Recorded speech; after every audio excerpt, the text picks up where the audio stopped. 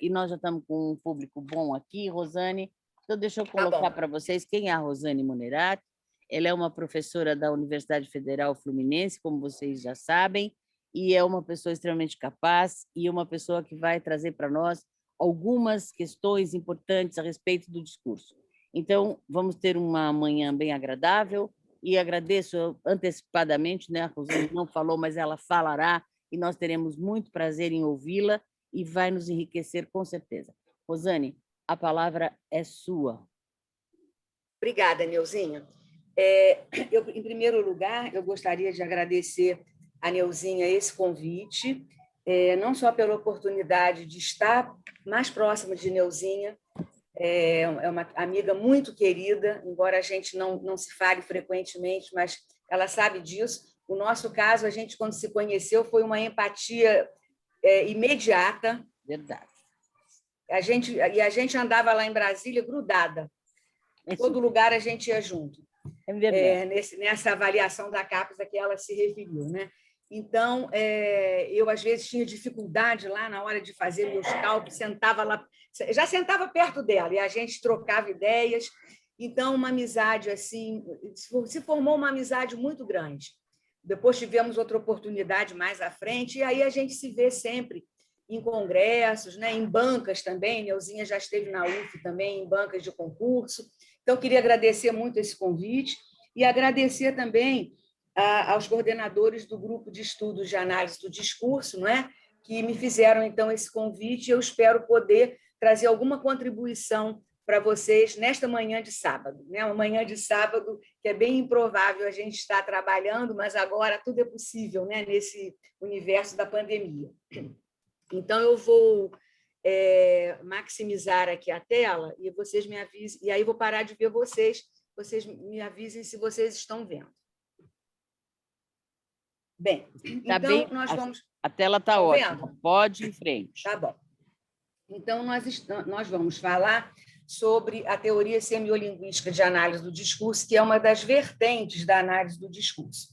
Então, assim, em primeiro lugar, eu gostaria de dizer a vocês que sempre, apesar de ser professora titular da UF atualmente, eu sempre me considerei uma professora de língua portuguesa, desde o meu tempo de ensino fundamental, meu tempo de ensino médio. E por que a teoria semiolinguística? É o que eu vou tentar trazer para vocês também. A semiolinguística, ela nos possibilita uma aplicação prática da análise do discurso em aulas de língua, seja língua materna ou seja língua estrangeira. Então, daí o meu encantamento, na época do meu doutorado, quando eu travei conhecimento com a semiolinguística na Universidade Federal do Rio de Janeiro, e, a partir daí, eu trouxe a semiolinguística para as minhas aulas de graduação, inclusive, nos primeiros períodos, por causa dessa possibilidade de articulação da língua, da gramática, com o discurso. Então, é o que eu vou procurar passar para vocês. Na minha apresentação, eu primeiro trarei alguns aspectos teóricos para situar essa vertente da análise do discurso, e aí depois eu pretendo fazer um recorte prático com uma aplicação em um conteúdo de gramática da língua portuguesa em aula, em sala de aula, porque eu sei, Neuzinha me avisou, que o meu público era de professores, basicamente. Então, eu quero tentar trazer essa contribuição para vocês. Bem, então, a análise do discurso, em linhas gerais, ela tem se constituído como uma vertente teórica bastante heterogênea e aberta. Então, dentro desse grande guarda-chuva, reúne diferentes perspectivas e metodologias no estudo de diversos fenômenos de produção discursiva em corpora variados, abordando questões de natureza enunciativa, histórica e interativa. Vou até conferir agora, você falou. Fazendo parte dessa ampla rede, agora eu vou situar a semiolinguística, a análise semiolinguística do discurso, teoria criada pelo linguista o professor Patrick Charroudot, na década de 1980, apresenta-se como uma corrente que se revela integradora de diferentes domínios do estudo da linguagem, trazendo um traço interdisciplinar peculiar. Por que peculiar? o que lhe permite o diálogo não somente com outras abordagens de estudos linguísticos, mas, sobretudo, com outros campos de conhecimento, como a sociologia, a antropologia, o direito, a psicologia, entre outros. Então, nós trabalhamos na orientação das nossas dissertações e teses no programa com essa abertura, né, para o diálogo com essas outras linhas, né, de conhecimento. Então, de acordo com o Ieda Oliveira, a semiolinguística ela vai se mostrar como uma disciplina no entremeio da linguística da língua e da linguística do discurso. Aí que eu traço, vamos dizer assim, bastante sedutor da semiolinguística. Esse enfoque balanceado, né, entre linguística da língua e linguística do discurso vai justificar o próprio nome da teoria, semiolinguística, termo que denomina a teoria, né, semiolinguística, já que em semiolinguística apresentam-se as perspectivas relevantes que a constituem, a semiótica, a linguística e a discursiva. Ou seja, a análise do fenômeno linguageiro leva em conta não apenas o significado dos signos verbais, mas também o valor semiótico de elementos não verbais que servem ao texto, assim como seu contexto discursivo, em que se insere o acervo textual circulante na sociedade. Então, a semiolinguística trabalha com o código verbal, com os códigos não verbais, atrelada a uma situação discursiva. A partir daí, o professor Charrodot considera a linguagem como multidimensional. Por quê? Que comporta uma dimensão cognitiva, uma dimensão social e psicossocial e uma dimensão semiótica. Dessa forma, o discurso relaciona os fatos da linguagem a outros fenômenos psicológicos e sociais, como a ação e a influência. Trabalha-se, então, com diferentes semioses, sistemas de signos verbais e não verbais em conjunção. Nós temos trabalhado muito com a imagem nos nossos cursos também lá na pós. Nesse sentido, o modelo de análise semiolinguística do discurso leva em conta a relação do signo linguístico com outros signos e com o próprio discurso. E aí vem a definição de discurso para a semiolinguística, que se define como a encenação de um ato de linguagem em uma situação de comunicação específica, atrelado a imaginários sociodiscursivos que o direcionam. A gente leva em consideração muito a questão das ideologias, dos imaginários sociodiscursivos. Nesse quadro, então, vai se apresentar um sujeito histórico, mas não é um sujeito completamente assujeitado, como ocorre em outras teorias de análise do discurso, sobretudo a de Péchet. Mas sim é um sujeito dotado de intencionalidades, responsável, até certo ponto, por suas representações. E isso porque a semiolinguística ela se ancora bastante na pragmática linguística, né? E um dos postulados da pragmática linguística, né, segundo John Searle, é exatamente o postulado da intencionalidade. Então, para a semiolinguística, o sujeito ele é dotado de intencionalidade. A teoria semiolinguística de análise do discurso desenvolve, portanto, a ideia de que um discurso, sob a ótica de um sujeito dotado de intencionalidade e de um projeto de influência social em um determinado quadro de ação, é regido pela situação de comunicação, pelas circunstâncias e por estratégias com finalidades específicas. Então, eu vou trabalhar hoje com vocês, nesse recorte, 3 conceitos fundamentais na teoria semiolinguística, que é o conceito de contrato de comunicação, esse termo contrato é tirado do domínio jurídico mesmo, o conceito de processo de semiotização do mundo e de sujeitos do ato de linguagem. Eu vou afunilando esses conceitos para chegar depois até o recorte prático que eu vou fazer, que vai ser com o processo de semiotização do mundo. Nas palavras do professor Charrodot, a situação de comunicação é como um palco. Ele usa até a expressão francesa mise-en-scène, com suas restrições de espaço, de tempo, de relações de palavras, no qual se encenam as trocas sociais e aquilo que constitui seu valor simbólico. Dessa maneira, pode-se dizer que um ato de linguagem comporta dois espaços.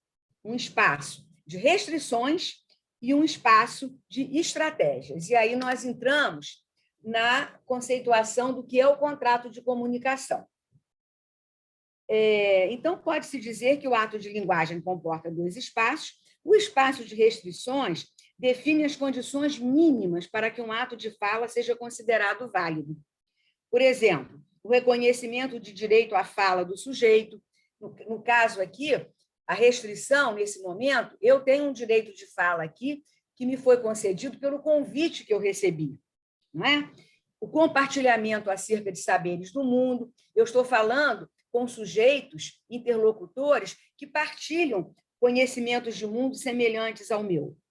Há também uma partilha de finalidades comuns no ato comunicativo. A finalidade aqui é eu dar a palestra e vocês me escutarem.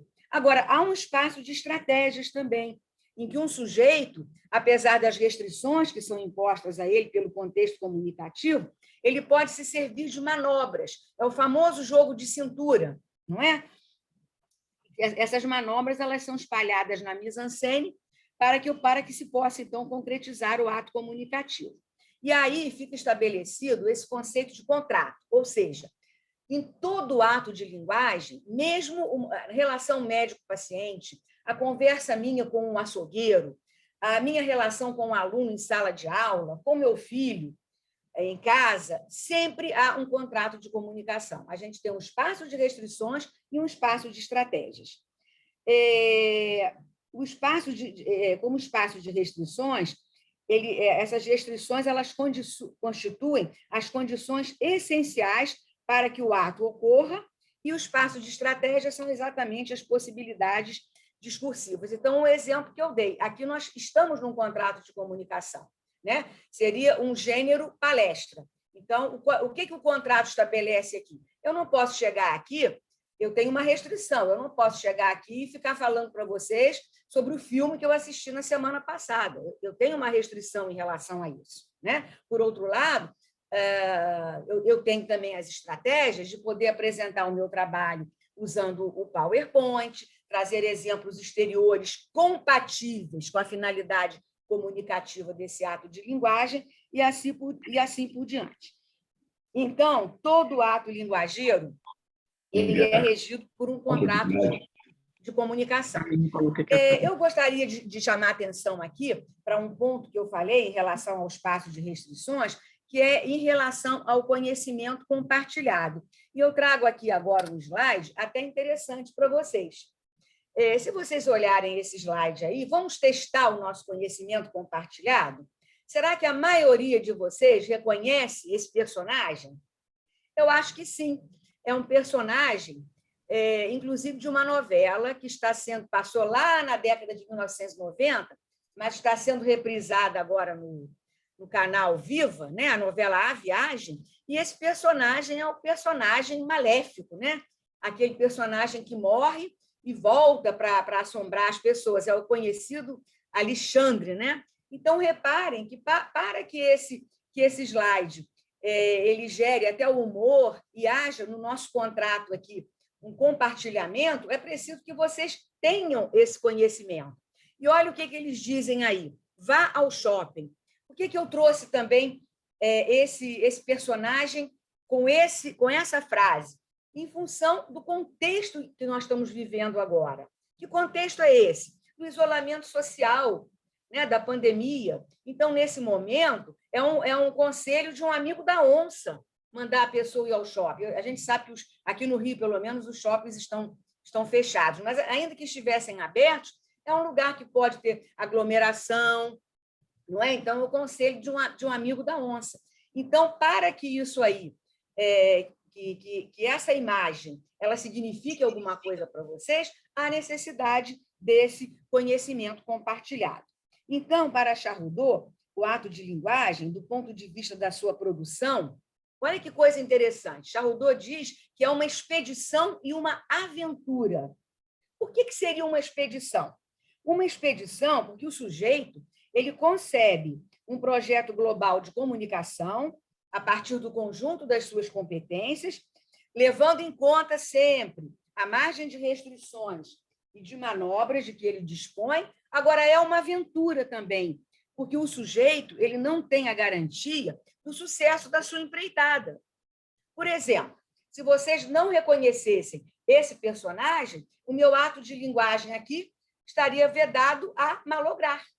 Então, é uma aventura também, né? Porque tem que haver uma coincidência entre as interpretações dos sujeitos, né? O sujeito que fala e o sujeito que recebe. Bem, então, falando em sujeitos, eu vou entrar num outro conceito muito caro à semiolinguística, que é o conceito dos sujeitos do ato de linguagem. E aí, eu vou mostrar a vocês, aqui nós temos um gráfico que está no livro Linguagem e Discurso, do professor Charrodot, e ele vai trabalhar aí, vocês observem que nós não temos apenas dois sujeitos, o eu e o tu, como acontecia naquelas teorias da comunicação lá dos anos 1970 e 80. Nós trabalhamos com 4 sujeitos. 2 sujeitos num circuito externo. Tudo que ela está falando, sim. E 2 sujeitos no circuito interno. Então, o ato de linguagem, como ato interenunciativo, na visão semiolinguística, ele comporta 4 sujeitos, ao invés de 2. Esses sujeitos eles se movem no polo da produção e no polo da recepção do texto.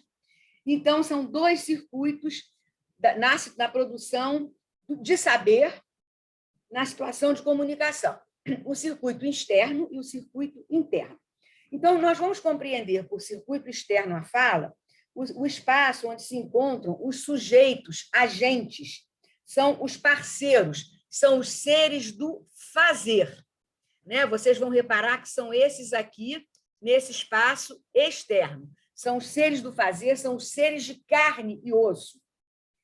São seres sociais, na verdade, psicossociais. Eles têm uma identidade psicossocial. Nós vamos chamar de sujeito comunicante e sujeito interpretante, tu interpretante. No circuito interno, esse espaço, o espaço do externo, a gente chama de espaço do fazer. O espaço interno é o espaço do dizer, é o circuito interno. Por quê? São os seres do dizer, e muito bem denominados por Charrodot, protagonistas. Se lembra que nós falamos ainda há pouco em mise-en-scène? Então, eles são os protagonistas do ato de fala no momento da enunciação do discurso. Então, esses seres do dizer são aqueles que fazem uso da palavra e projetam, fabricam imagens a partir desta. Então, aqui nós temos o sujeito enunciador, que é um ser da fala, e o tu destinatário, que é um ser da fala também. Então, repare, isso aqui é muito interessante, sobretudo quando nós estamos estudando diferentes atos de fala. Eu gosto sempre de dar o exemplo da ironia, né? Então, por exemplo, na ironia, o sujeito comunicante, quer dizer, o ser de carne e osso, ele pensa uma coisa, mas ele, como sujeito enunciador, ele diz outra. Então, ele diz assim, ele diz como sujeito enunciador, que vestido lindo que você está usando, mas como sujeito comunicante, ele, o ser da fala, está achando aquilo horrível. Então, vocês reparem que há um desdobramento. E aqui, nesse sujeito enunciador, aparecem as diferentes máscaras discursivas que nós usamos no dia a dia. O sujeito comunicante, o ser de carne e osso, ele projeta uma imagem daquele sujeito lá que vai receber a mensagem. Seria o que nós chamamos aqui de tu destinatário, é uma imagem virtual. Paralelamente, o sujeito interpretante de carne e osso também projeta uma imagem da pessoa que está falando com ele. É o enunciador.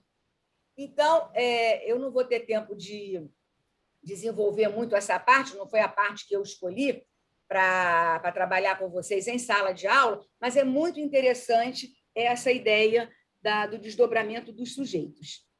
Então, nesse caso, então, nós vamos ter os 4 sujeitos, 2 externos e 2 internos. E vocês aí percebam também que esses sujeitos, cada um também tem uma identidade.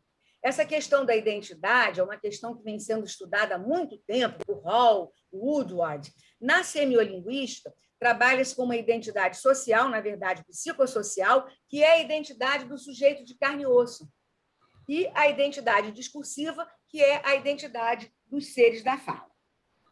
Então, a identidade social, ela tem como particularidade a necessidade de ser reconhecida pelos outros. Ou seja, trata-se do reconhecimento de um sujeito por outros sujeitos, em nome dos valores aceitos por todos. Então, a identidade social é algo atribuído, reconhecido, é pré-construída. Porque, por exemplo, eu tenho uma identidade social aqui, todos vocês me conhecem, como professora da UF, não é? Já a identidade discursiva, ela é construída pelo sujeito falante, no caso, para responder, por exemplo, a seguinte pergunta, né? De acordo com o papel que eu vou desempenhar naquele ato de linguagem especificamente. Estou aqui agora para falar como. Dessa forma, ela vai depender de estratégias de credibilidade em função da imagem que eu vou projetar de mim mesmo, e aí nós trabalhamos também com o conceito de ethos, tomado de empréstimo lá na retórica de Aristóteles, e também trabalhando com estratégias de captação, porque nós vamos querer captar, não é? O sujeito com quem a gente fala, né? Nós vamos querer que o interlocutor participe do nosso projeto de intencionalidade, e aí vamos nos servir de estratégias de persuasão e sedução. Sempre nós queremos atingir o outro, por mais inocente que seja o nosso ato de linguagem, a nossa troca com o outro. A gente sempre quer ter esse espaço de interação e sempre a gente quer trazer o outro para o nosso ponto de vista. Então, é nesse jogo de vai e vem, entre identidade social e identidade discursiva, que vai se realizar a influência discursiva. Esses sujeitos se articulam no quadro enunciativo, em que a linguagem passa a ser considerada, olha que interessante, não como uma referência sobre o mundo, mas como um instrumento responsável por colocar os sujeitos em interação e para transformar um mundo a significar, que é a realidade circundante, em um mundo significado. Então, esse desejo de transformar a realidade, a gente tem uma realidade que nos é oferecida, é um mundo a significar. Nós vamos transformar esse mundo a significar em um mundo significado. E é exatamente isso, isso é o nome técnico do que o Charrodot diz que é um processo de semiotização do mundo. É significar a realidade. É sobre esse processo que eu vou afunilando e eu vou trazer um recorte para vocês didático, bem prático, para tornar uma aula de língua portuguesa mais atraente para o nosso aluno. Bom, então, para o processo de semiotização do mundo ocorrer, então, voltando aqui, semiotização significando que é dar significado à realidade circundante, transformar um mundo a significar em mundo significado. Então, são necessários dois processos. Um processo de transformação, em que o mundo a significar é convertido em mundo significado, né? Por meio de algumas operações, que eu vou mencionar aqui, e um processo de transação. Então, o primeiro processo é o movimento de transformação, em que o mundo a significar é convertido ao mundo significado. E o segundo é o movimento de transação, aí o mundo já está significado, e aí eu vou trocar esse mundo já significado com outros falantes. O processo de transformação compreende 4 operações. Identificação, os seres do mundo são transformados em identidades nominais. Qualificação, os seres do mundo são transformados em identidades descritivas. Ação, os seres do mundo são transformados em identidades narrativas. E causação, os seres do mundo se submetem à sucessão de fatos transformados em relações de causalidade. Analogamente, o processo de transação se constitui a partir de 4 processos. Agora já é a troca do mundo significado. Alteridade, que é o engajamento e reconhecimento recíproco dos parceiros. Pertinência, atos de linguagem apropriados à finalidade e ao contexto discursivo. Influência, disposição dos sujeitos com a finalidade de se atingirem reciprocamente. E regulação, É um jogo de influências por meio de estratégias no interior de um quadro situacional que assegure uma intercompreensão mínima. Bem, aí nós temos o gráfico, né, mostrando o mundo a significar, o mundo significado. É um gráfico também do linguagem e discurso, do Charrodot, processo de transformação, processo de transação. Essas noções, elas podem ter parecido a vocês agora um pouco abstrata. É exatamente sobre essas noções que eu vou trabalhar dentro de uma sala de aula de língua portuguesa, que pode ser nos últimos anos do ensino fundamental, no nível médio, ou nos primeiros anos da graduação, uma aula de língua. E agora, antes de eu adentrar mais esse recorte, eu vou falar de um outro aspecto também, bastante interessante em relação à semiolinguística, que é a maneira como a semiolinguística trata os tipos de texto. Né? O professor Charrodot, ele não trabalha com tipos de texto, tipos textuais, ele trabalha com modos de organização do discurso. Então, nós temos uma tipologia aí muito parecida, até o argumentativo, com o que a gente já conhece, mas muito diferente quando entra esse modo aqui, o enunciativo.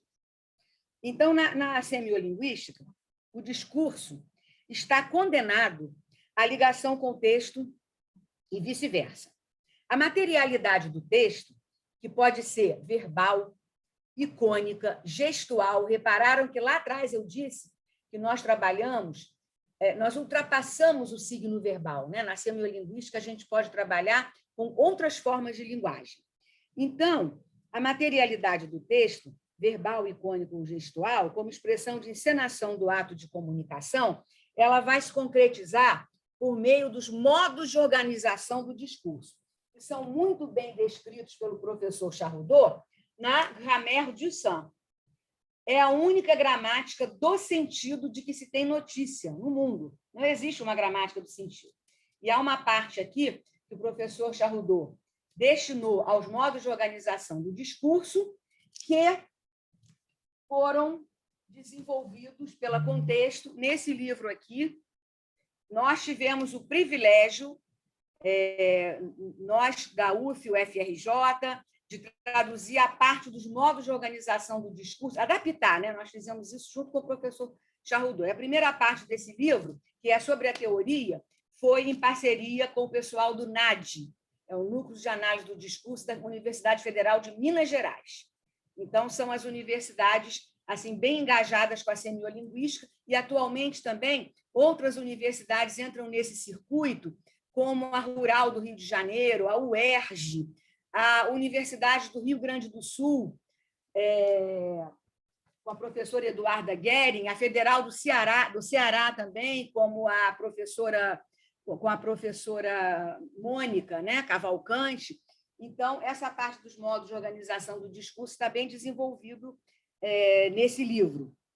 Então, os modos de organização do discurso são esses 4, em referência aos princípios de organização do discurso, pode-se dizer que eles marcam, no modo enunciativo, esse aqui é diferente, a posição do locutor em relação ao interlocutor, a si mesmo e aos outros discursos, e nos demais modos, a organização peculiar da construção descritiva, da lógica narrativa, da lógica argumentativa e os aspectos da encenação de cada um deles, que compõem, então, o status próprio de cada modo. Então, como eu vinha falando para vocês, outros teóricos se debruçaram sobre essa temática, né? Empregando outras terminologias. Então, por exemplo, tipos textuais. O professor Marcuski, o professor Travalha. Sequências. Adam, Dom, Schneuli. Tipos de discurso. Broncar. Agora, vale ressaltar, né, que apenas o professor Charrodot menciona esse modo enunciativo, que é de se destacar, né? Haja vista a relevância dos estudos de base enunciativa nos dias atuais. As funções de base do modo enunciativo, então, elas intervêm na encenação dos outros modos, ou seja, o modo enunciativo ele atravessa os outros modos do discurso. Nós vamos encontrar o enunciativo no narrativo, no argumentativo, em maior ou menor escala, né? Charrodot fala de uma metáfora muito interessante, né? Como se o enunciativo fosse o cocheiro de uma charrete comandando os outros modos. Então, no modo alocutivo, por exemplo, o modo alocutivo ele mostra a posição do locutor em relação ao interlocutor. Ele vai chamar de modalidade alocutiva. Então, por exemplo, são todos os textos em que o foco é o interlocutor. Por exemplo, o discurso publicitário, as injunções. Reparem que, para fazer a articulação língua e discurso, nós vamos dizer que, linguisticamente, esse modo ele é codificado, por exemplo, pelas formas do imperativo. Já na posição elocutiva, é a posição do locutor em relação a ele mesmo. A codificação linguística são as formas de primeira pessoa, o eu, o nós.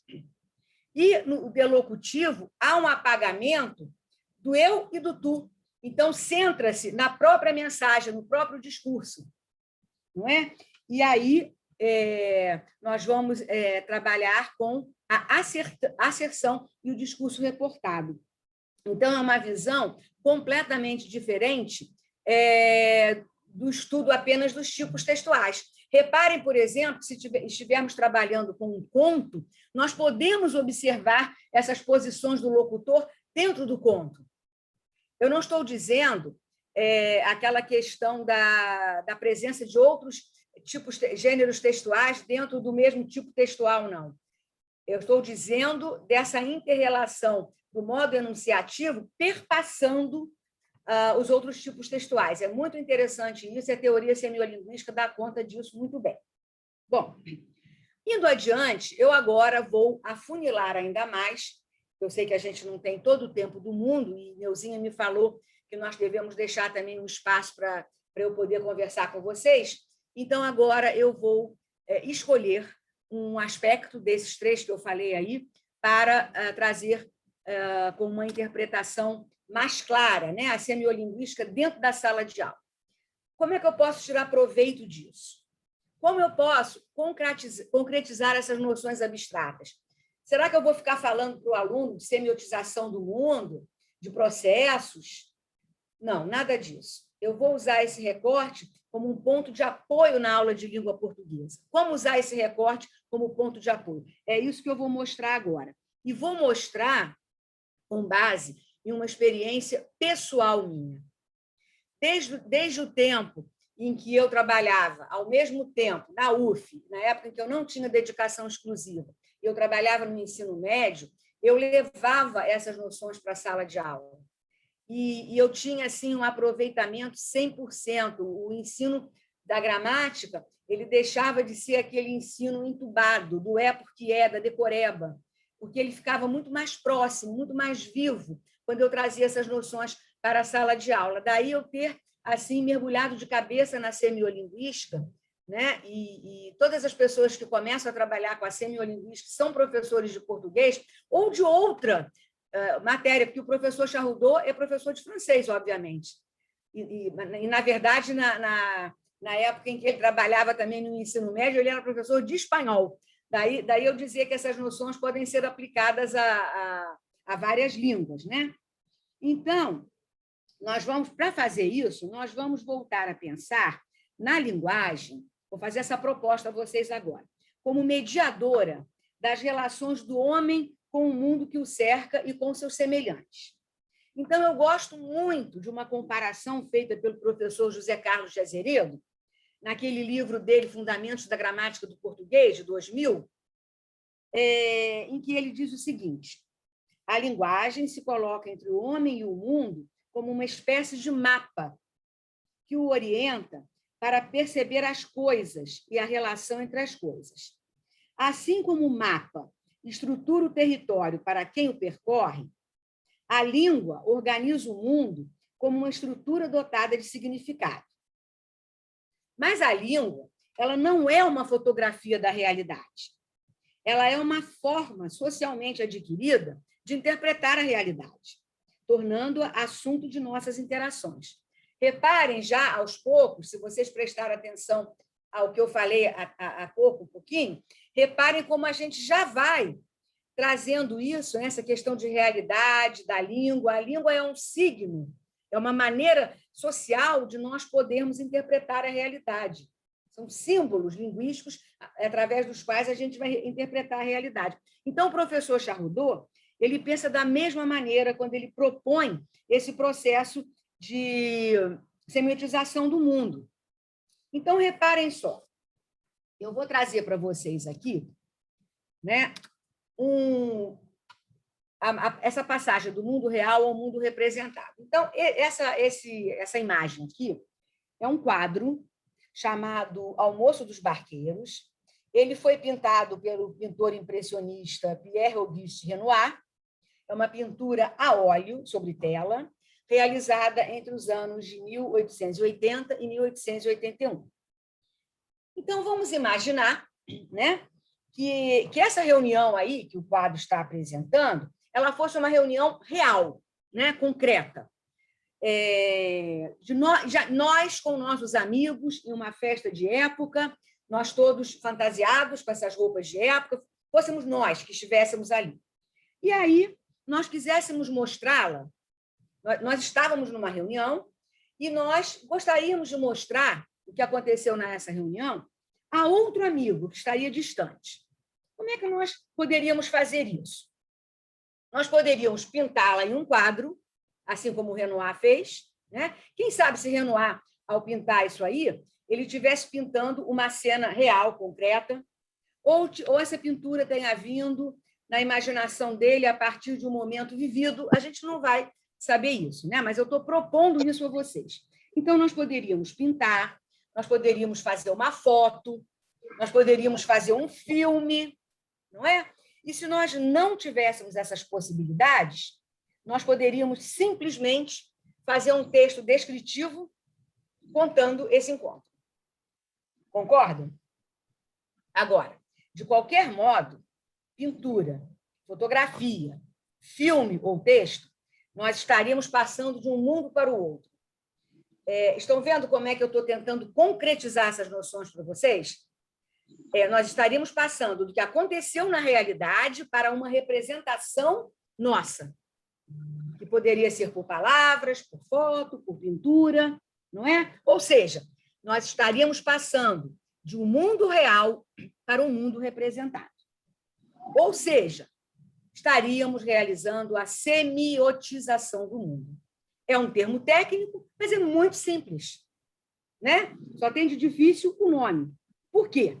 Com efeito, o que vemos em um quadro, em uma foto, em um filme ou em um texto, não são os referentes do mundo real, concretamente. Não são a realidade em si, mas a sua representação por um sistema simbólico.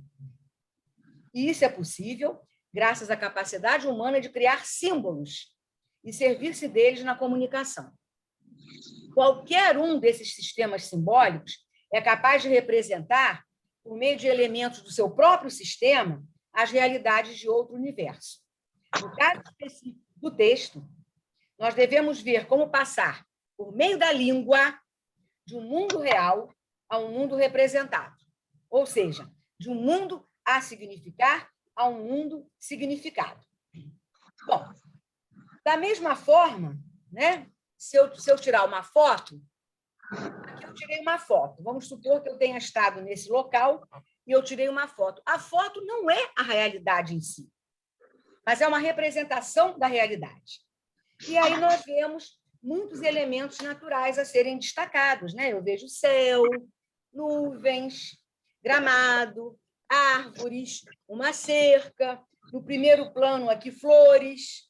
Na questão da foto é muito interessante essa questão dos planos, né? Olha a intencionalidade do fotógrafo aí, o que ele coloca em primeiro plano, em segundo plano. Mais lá atrás nós vemos os bangalôs, né?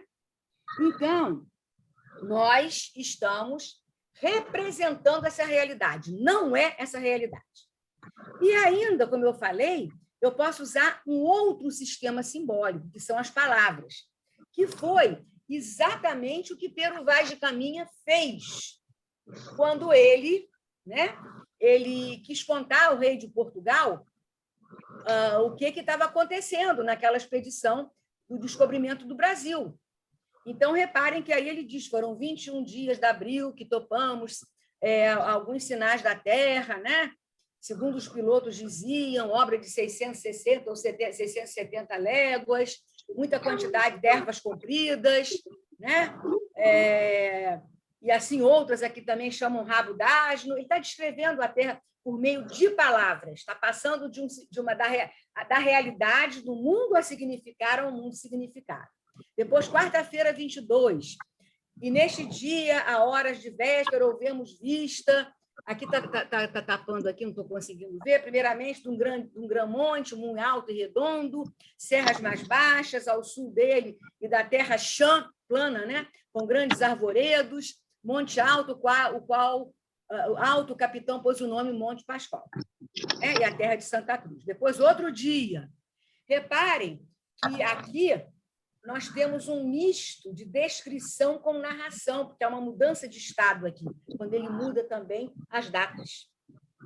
E aí, no último, ele já fala dos homens, né, que chegaram à praia, 18 ou 20 homens, pardos, todos nus, sem nenhuma coisa que lhes cobrisse as vergonhas, ou seja, aqui, né, na carta de Peru Vaz de Caminha, nós também passamos de um mundo a significar a um mundo a significar por meio de palavras.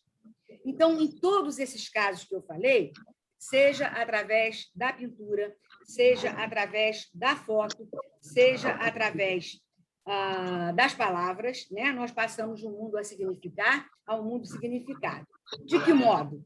Pelo processo de semiotização do mundo. No meio desse processo, nós passamos a significar o mundo. E nós sabemos, que eu já disse lá atrás, que esse processo ele se desenvolve por meio de 2 subprocessos interdependentes, de que nós vamos tratar a seguir. Nós vamos começar pelo processo de transformação. Então, vocês reparem aqui, o processo de transformação, né? Nessa passagem, eu começo aqui falando para vocês uma frase de Lia Luft, que eu achei assim, muito interessante, que tem a ver com o que nós estamos estudando aqui hoje.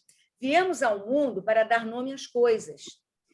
A Lia Luft ela fala isso numa crônica chamada A Força das Palavras, de 2004. Olha que interessante. Viemos ao mundo para dar nome às coisas. Dessa forma, nos tornamos senhores delas, ou servos de quem as batizara antes de nós. Olha, então, que coisa interessante. Então, esse processo de transformação, né, é um processo responsável, realmente o processo, no processo de transformação, ele é realmente responsável pela passagem do mundo a significar ao mundo significado. Porque no processo de transação, o mundo já está significado, nós vamos apenas trocar com o outro. Então, nós vamos ver como acontece isso. Olhem só, então, se a gente tomar como base o quadro do Renoir, né? A identificação dos seres. Nós vamos identificar os seres. Olhem lá, pensem, então, no quadro, né? Então, nós vemos lá os seres, moças, rapazes, mesas, cadeiras, garrafas. Então, é a primeira operação, é a operação de identificação ou nomeação. Criam-se aí identidades nominais. Paralelamente, eu posso, pela minha observação, atribuir algumas características, alguns atributos a esses seres. E aí eu posso dizer, pela minha observação, rapazes jovens, moças bonitas, reunião agradável. Reparem que aqui já é bastante subjetivo. É uma impressão que eu tenho, né, pela feição das pessoas, né? Há uma espécie assim de um clima assim bastante ameno, agradável mesmo.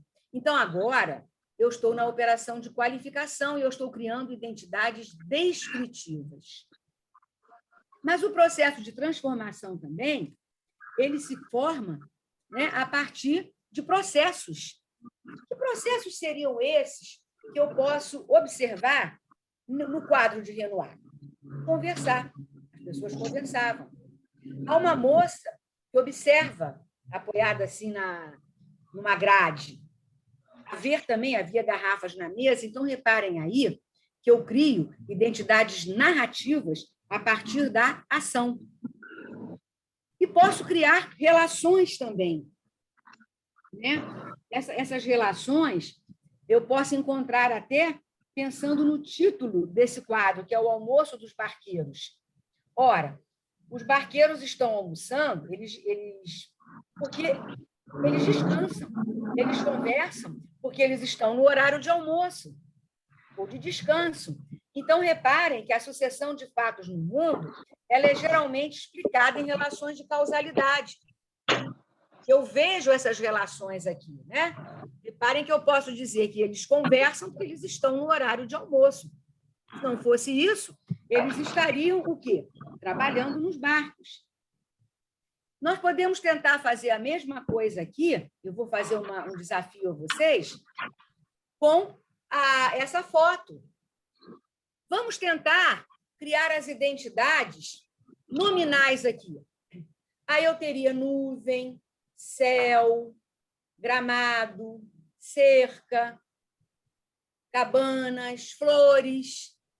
Vamos tentar agora atribuir atributos a essas identidades nominais, criando identidades descritivas. Relva verde, relva viçosa, dia ensolarado, flores vermelhas. Repararam? Eu posso criar também aqui algumas relações de processos, né?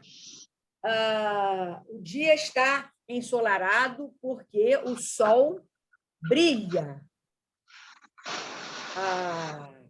A grama foi bem aparada, foi cuidada. O jardineiro regou bem essas plantas. E aí eu posso criar uma série de ideias, qualificando também, criando identidades nominais, identidades descritivas, narrativas, e também a questão dos processos, né? As flores estão viçosas porque, provavelmente, elas estão bem cuidadas. Então, vocês reparem, né, que essas categorias elas são articuladas a esses processos de identificação, qualificação, narração, e eu estou articulando aí o discurso, né? Deixa eu voltar aqui. Estou articulando o discurso. E aí vem o convidado. Alguns de vocês já devem ter pensado, né, que essas identidades do processo de semiotização do mundo, elas nada mais são, essas categorias discursivas, elas correspondem, respectivamente, a categorias linguísticas com as quais nós trabalhamos desde a 5ª série do ensino fundamental. Então, olha que maneira interessante de trazer essas categorias que podem ser consideradas áridas, né? Essa parte das classes de palavras, elas são apresentadas em listas, aquelas 10 listas variáveis, não variáveis, né? Esse tipo de aprendizagem, mais da escola da tradição, que não trazia assim nenhum alento, né? O aluno apenas decorava aquela listagem. Então, aí eu acho que é um grande pulo do gato essa articulação das categorias linguísticas às categorias discursivas. Então, nós vimos aqui que nós conseguimos trazer um mundo a significar, significando esse mundo e fazendo uma correspondência entre essas categorias. Agora, o que eu vou fazer com esse mundo? Eu vou guardar só para mim? Não. Isso aí é exatamente para que eu possa trocar com o outro. E aí, então, nós entramos exatamente nessa ideia do outro. Reparem aqui, nesse texto que eu trouxe, né? É um texto assim... a gente vê muito bem essa ideia do outro nesse texto, e eu pensei esse texto, é um texto antigo, da época da influenza espanhola, que foi uma pandemia que assolou a humanidade também lá no início do século XX, né? E eu achei interessante trazer também. Olhem os conselhos, né, que são dados aí.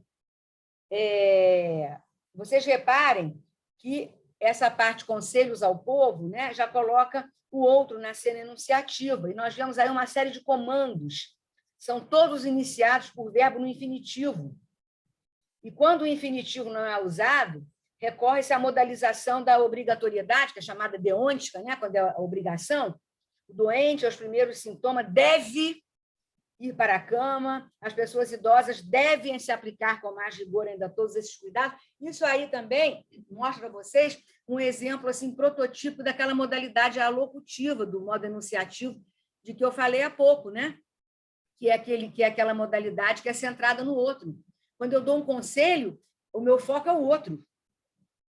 E aí a gente vê nitidamente essa ideia de troca. E é exatamente nessa ideia de troca que se situa o segundo princípio, mecanismo da semiotização do mundo, que é a transação. A transação ela vai se estruturar também sobre 4 princípios, assim como a transformação.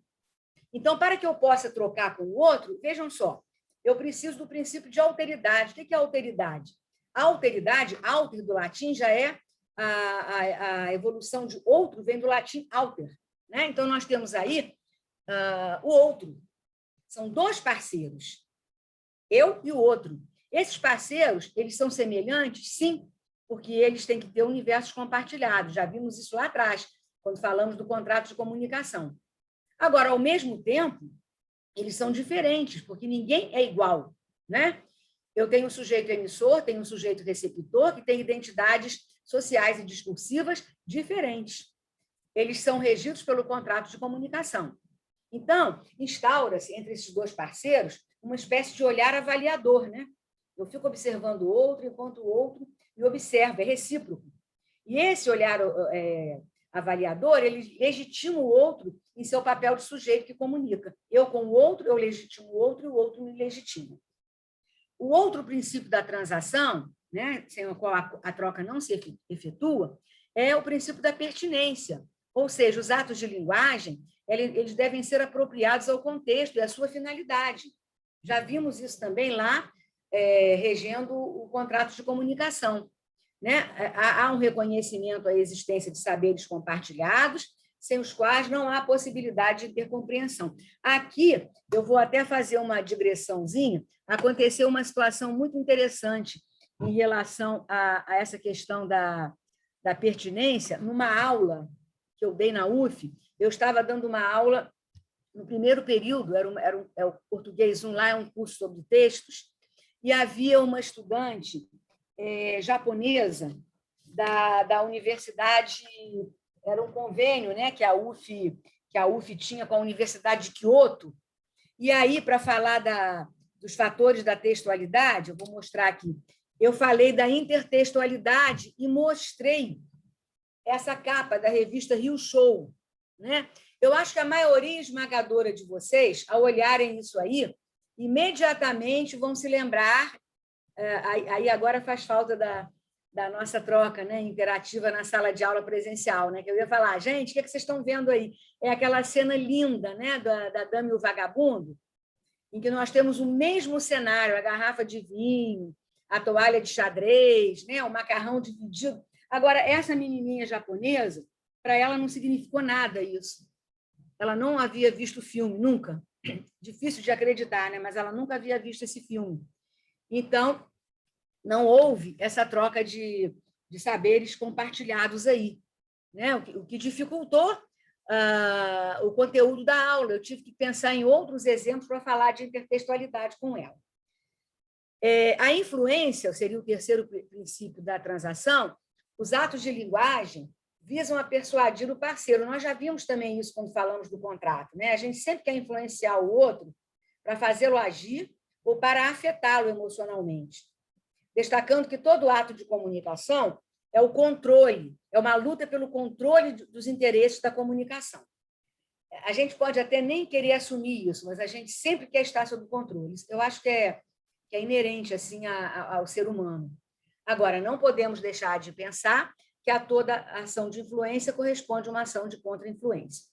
E, finalmente, tem que haver uma regulação nesse jogo de influências, colocando-se em cena estratégias que assegurem a continuidade ou até mesmo a ruptura.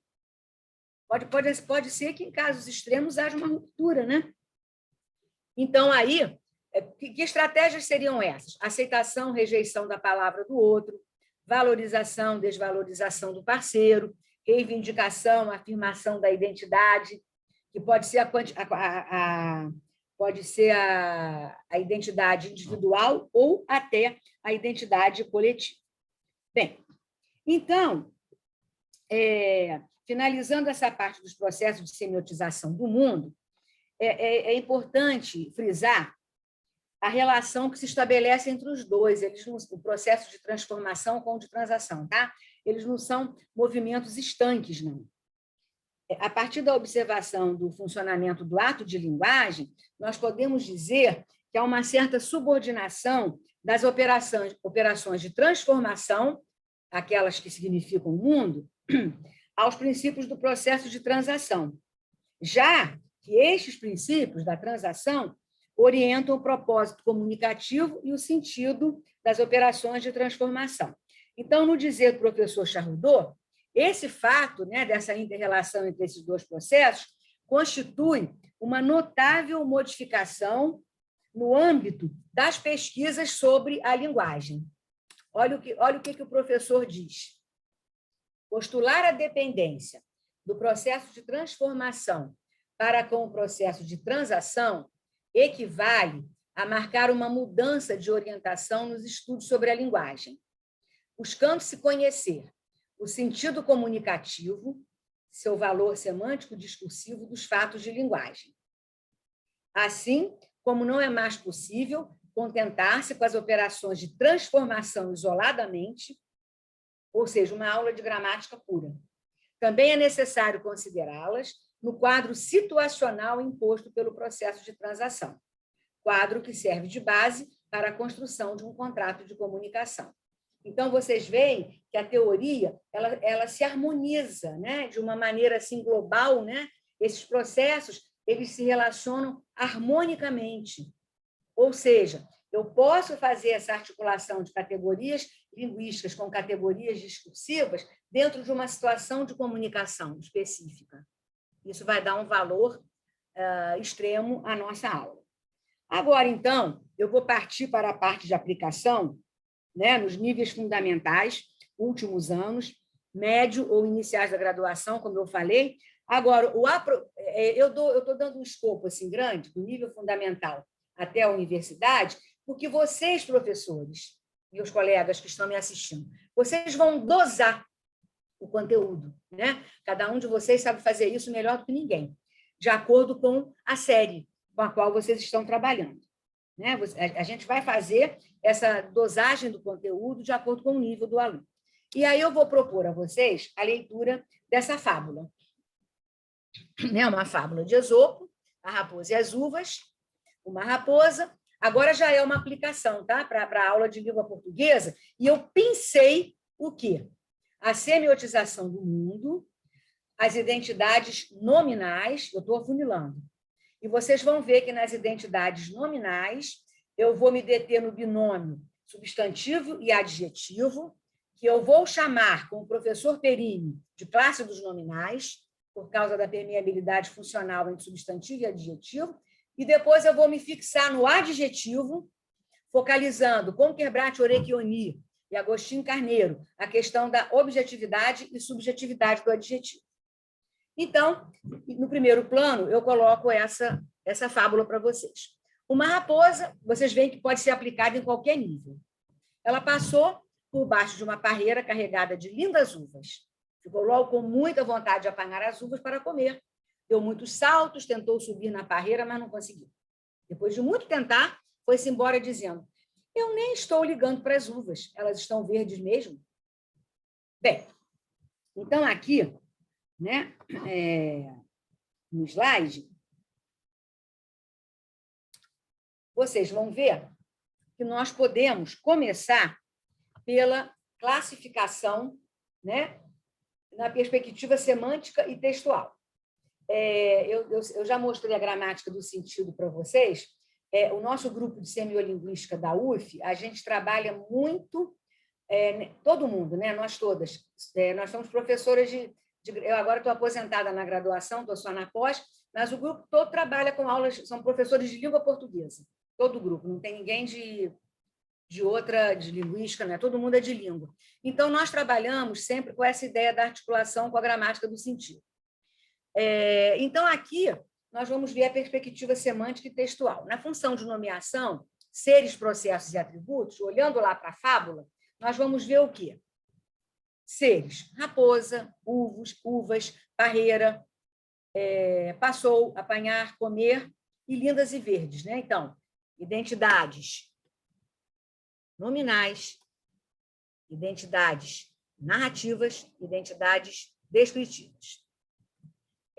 Então, como eu disse a vocês, eu estou partindo de uma fábula, que é um texto curto e bastante fácil, né? E vocês veem como introduzir o assunto aula, classes de palavras. E vocês vão dosar aí o conteúdo. Avançando um pouco, nós entramos na função de atualização, com os determinantes, né? Então, nós vamos aí ver uma, as, muitas. Eu acho interessante esse uso do muitas aqui.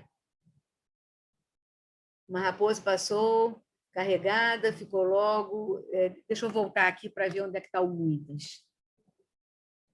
Não, foi muitos saltos, né? Deixa eu ver aqui. Na verdade, ali não é depois eu vou corrigir.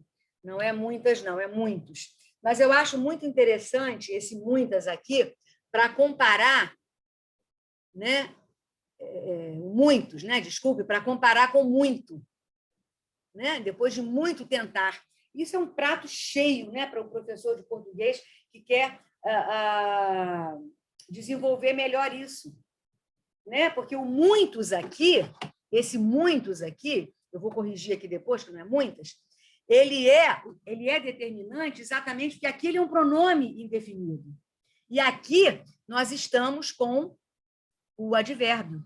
Então, olha que interessante, né? Mostrar para os alunos têm uma dificuldade extrema com essa diferenciação de advérbio e de pronome adjetivo, né? Que está acompanhando o substantivo. Mostrar, né, que o advérbio não recebe essa flexão de plural e de gênero. E aí, é o que eu falei, né? A gente vai tentando o aprofundamento de acordo com o nível. A relação de conexão, a gente vê aqui no mais, né? Depois de muito tentar, foi embora, eu nem estou ligando para as uvas, elas estão verdes mesmo. E antes aqui deu muitos saltos, tentou subir, mas não conseguiu. A gente vê aqui. Agora, qual seria um efeito de modalização? A moral dessa fábula é a seguinte: não se deve desprezar o que não se consegue, o que não se consegue conquistar. A modalização aqui é exatamente essa modalização da obrigação, né? A modalização, ela vai dizer respeito à atitude do falante em relação ao que ele enuncia, deixando no enunciado marcas de diversos tipos, né? Aqui eu tenho uma locução verbal, né? Uma perífrase verbal. Marcas gramaticais, léxicas, prosódicas. A modalização, ela é uma problemática da enunciação. No caso aqui, eu não vou dar uma aula de modalidade aqui, existe modalidade epistêmica, alética. No caso aqui, quando se fala em obrigação, nós temos a modalidade deôntica. Eu diria aqui que é uma modalidade deôntica atenuada, né? Porque não é aquela ordem, vai mais para o conselho, né? Bem, ampliando, então, um pouco a perspectiva, né, do discurso, do estudo discurso e gramática, eu agora vou mostrar um quadro para vocês. Esse quadro é um quadro elaborado pelo professor Charrodot. Vocês, é claro que isso aqui, né, eu vou deixar até um tempinho, se alguém quiser tirar uma foto, que isso aqui é uma coisa maravilhosa para trabalhar gramática, discurso e texto, porque aqui ao lado ele colocou os modos de organização do discurso. Vocês reparem que tem os atos de linguagem aqui, nomear, determinar, qualificar, né? As categorias discursivas e a codificação linguística dessas categorias discursivas. Isso tudo está exatamente nos capítulos da nossa gramática do sentido, né? Então, a maneira de trabalhar assim, bastante fluida, né? É mais agradável para os alunos. Tá? Bem, é claro que eu coloquei aqui como uma curiosidade, né? E eu vou trabalhar com os nomes, né? Eu vou trabalhar aqui nesse binômio aqui. Bem, eu vou trabalhar, então, a categoria de qualificar e vamos ver, então, como é que essa categoria pode ser recoberta. Então, nessa interação discurso-língua, reparem que agora eu já estou afunilando, né? Eu vou trabalhar com o qualificar. A intenção é qualificar, né? As operações de língua seria caracterizar, eu posso fazer isso de maneira objetiva ou subjetiva, e a codificação linguística, ou seja, a maneira de olhar isso na gramática, seria, então, a questão da classe dos nominais. E depois eu vou me deter nos adjetivos, né? E aí eu vou ver também que essa classe ela pode ser recoberta por orações adjetivas, orações reduzidas, né? Mas eu estou fazendo questão de trabalhar aqui com a classe dos nominais, porque muitas vezes substantivos abstratos qualificam. Eu vou propor até uma série de exercícios no final aqui para vocês, em que quando eu digo a raposa esperta e a esperteza da raposa, tanto por meio do adjetivo quanto do substantivo abstrato, eu estou qualificando a raposa. Então, para tirar um pouco daquele ranço, daqueles arquivos fechados, assim, né? Substantivo é só aquilo. Então, daí a minha opção também de trabalhar com essa terminologia de classe dos nominais. Porque adjetivos e substantivos, embora tradicionalmente separados, eles são difíceis de se distinguirem. Tradicionalmente, diz que substantivos expressam nomes de coisas e adjetivos de qualidades.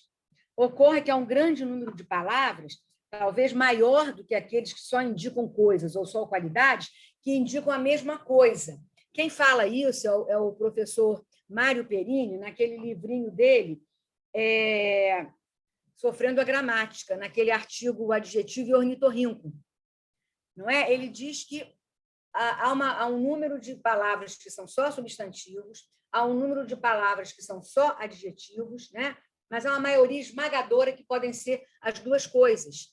E a língua, né? Porque a língua não está parada, às vezes nós transformamos um substantivo, que era só substantivo, em adjetivo. E ele dá o exemplo lá de maternal. Né? Maternal, que era só um adjetivo, a partir da década de 50, quando as mulheres passaram a deixar o lar para trabalhar, maternal também passou a ser um nível escolar, né, para crianças menores, onde as mães deixavam os filhos para ir trabalhar. Então, maternal aí já foi substantivado. Né? Paternal, por enquanto, é só adjetivo, mas quem sabe? Então, há uma grande permeabilidade, e a maior parte pode funcionar como as duas coisas, dependendo das circunstâncias textuais. Né? Por exemplo, amigo, magrela, trabalhador. Então, o professor Mário Perini, ele gosta dessa terminologia classe dos nominais, e eu acho isso aí muito interessante. Então, nós vamos tentar caracterizar, com base lá na nossa fábula, uma classificação textual dos adjetivos. Então, nós vemos que as qualificações elas são decorrentes da opinião do enunciador. Ele na fábula se diz lá, lindas uvas. As informações, né, nessa classificação textual, elas são resultantes do conhecimento do enunciador. Eu sei que a fábula é de Esopo, então é uma fábula grega. E as caracterizações, elas são resultantes também do conhecimento do enunciador, mas elas são relativas a dados presentes no objeto em questão, quer dizer, as uvas verdes. Então, nós vamos ver aí, né? E eu até recomendo a quem não conhece, para falar de subjetividade, para falar de adjetivos, objetivos e subjetivos, aquele livro da Kerbrat Orekioni, de 1980, já tem algum tempo, mas ele permanece muito atual. né? E exatamente o capítulo em que ela trata do adjetivo. Esse livro, há uma tradução em espanhol disponível na internet para PDF. Depois, se vocês quiserem, se Neuzinha, algum aluno tiver interesse, eu posso passar para a Neuzinha, eu tenho esse PDF. Então, é muito interessante, porque a Kerbrat Orecchioni, ela faz uma linha, né, entre a objetividade e a subjetividade. Muito interessante. Eu não vou tratar disso agora, obviamente, mas estou recomendando a leitura. Então, a gente vai observar que, no primeiro tipo, lindas uvas, nós temos um adjetivo subjetivo, né? Porque lindas uvas é a minha opinião, né? Outra pessoa pode não achar tão lindo assim. Os outros dois, né, grega e verdes, são adjetivos objetivos. Só que o último, eu gostaria de chamar a atenção, porque se eu me referir à cor da uva, eu vou dizer que ele é apenas objetivo. Mas se eu me referir ao estado de maturação da uva, aí ele fica conforme a Kerbrat Orecchioni diz, ele é um subjetivo não axiológico, que tem um pé na realidade. E ele não deixa de ser subjetivo, porque essa impressão da maturação também ela não é definitiva. Caminhando mais um pouco, eu vou além, com o professor Agostinho Carneiro, é um artigo dele de 92, mas também super atual, que eu posso depois passar para vocês, é só a Neuzinha me avisar, se vocês quiserem, em que ele fala, olha que coisa interessante, há uma articulação maravilhosa com a linguística do texto. Porque vocês sabem que nós falamos muito em linguística textual na progressão textual, né? É uma das meta-regras da coerência textual, do Charolles, né? Essa questão do texto progredir tem a ver com a informação velha, a informação nova, né? Então, eu preciso da informação velha, do dado, para chegar à informação nova. Então, a gente fala muito em progressão textual. E aí, o Agostinho Carneiro vai falar uma coisa interessantíssima, tão óbvia, mas que eu nunca havia pensado, que o adjetivo subjetivo faz o texto progredir. E o objetivo não. O objetivo, o texto fica parado. Mas é uma coisa tão óbvia, porque quando eu digo que a uva é verde, e eu estou me referindo à cor da uva, em oposição, por exemplo, à uva que é violeta, eu estou vendo ali, né? Quando eu digo que a mesa é quadrada. Agora, quando eu digo lindas uvas, e aí? Há necessidade de mais alguma informação, né? E aí, eu trago para vocês essa página de jornal aqui, do jornal O Globo, né? Que vai mostrar o seguinte enunciado: no Leblon, paredão d'água abençoado. Vamos ver, vamos analisar esse d'água e abençoado. Aí diz assim: ciclone bomba. Olha lá, gente, ciclone bomba. Olha a permeabilidade funcional entre adjetivo e substantivo. Bomba agora aí é adjetivo. Mas se vocês forem procurar bomba no dicionário, o que o dicionário registra? A palavra, ela aparece a palavra cujo emprego é o maior número de ocorrências. Então, bomba vai aparecer como substantivo. Então, o ciclone bomba, que causou estragos no sul do país, trouxe uma ressaca ao Rio, com ondas de até 4 metros. No Leblon, em mar abençoado, segundo um deles, surfistas não se intimidaram com a força da água. Então, aqui, nós vemos paredão d'água abençoado, nós vemos d'água abençoado, qualifica um paredão. D'água é uma informação objetiva, explicativa por si só, ao passo que abençoado pode ser uma qualificação, e ela, por ser uma qualificação, ela desenvolve uma progressão explicativa, né? O que seria para o observador um paredão d'água abençoado?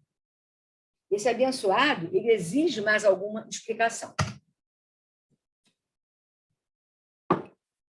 Bem, e aí eu vou propor algumas atividades a vocês, né? Nessa relação de adjetivo, subjetivo e objetivo, né? Vocês podem pedir ao aluno que deem as explicações textuais a partir do adjetivo motivador. Então, vocês estão trabalhando com um texto no processo de transformação, vocês encontram uma identidade descritiva, um adjetivo. Aí vocês vão ver qual é o nível daquele adjetivo. Ele tem uma descrição objetiva? Se ele tem uma descrição subjetiva, o que eu poderia pensar a partir desse adjetivo?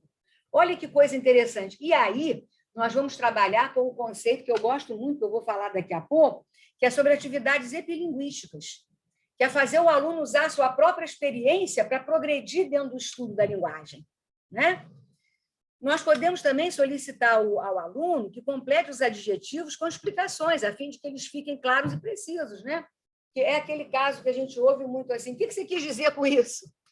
Quando a explicação não fica muito clara. Então, como eu falei agora, aqui cabe um comentário a esse respeito. Eu adoro trabalhar epilinguisticamente, eu sou fã do professor Carlos Frank, aquele livro O que é Gramática, né? Então, nessas atividades epilinguísticas, ele propõe como uma estratégia de aproximação à teoria gramatical, ele destaca que é muito importante a gente fazer uma distinção entre atividades linguísticas, metalinguísticas e epilinguísticas. A atividade linguística é um exercício pleno, circunstanciado, né, das atividades linguísticas, né, com intenções significativas na própria linguagem.